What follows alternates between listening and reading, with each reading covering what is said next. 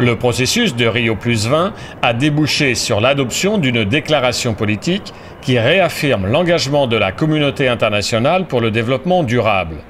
Mais aucun engagement chiffré n'a été pris. Nous avons un texte qui a été accordé par les 194 pays du système des Nations Unies, mais qui est largement insuffisant du point de vue des compromis, du point de vue du financement, du point de vue des mécanismes de transfert de technologie et de mécanismes de co-responsabilité des biens publics communs.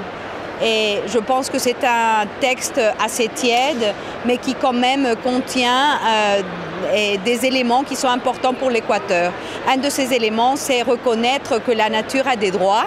Et je crois que ça, c'est un nouveau paradigme et un point de départ pour continuer à travailler. Les pays africains étaient venus à Rio pour défendre des positions communes. Selon l'un des représentants du continent noir africain, les résultats de la conférence sont mitigés. Premièrement, cette déclaration a pris en compte effectivement les points de vue des Africains. Le deuxième point que je voudrais dire, c'est que nous, on ne peut pas dire que nous sommes satisfaits à hauteur de souhait, puisque les engagements qui ont été effectivement pris dans le cadre de cette déclaration ne sont pas des engagements concrets. Ce ne sont pas des engagements chiffrés. Aujourd'hui en Afrique, on ne peut plus attendre.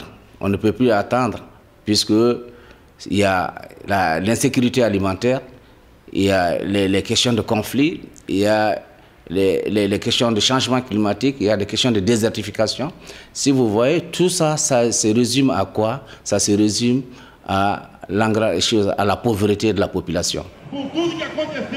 La société civile, dans son ensemble, exprime sa grande déception des résultats de Rio+20.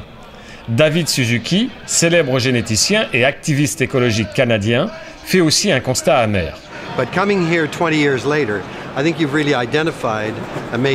Être ici, 20 ans après le premier sommet de Rio, je pense que l'on peut vraiment identifier un problème de gouvernance. Qui est ici en ce moment? Qui était à des postes de responsabilité il y a 20 ans? Ils sont tous partis. Que les politiques prennent ou pas des décisions, aucun d'entre eux n'est redevable. Personne ne vérifiera si leurs engagements ont été mis en œuvre. C'est vraiment très frustrant. On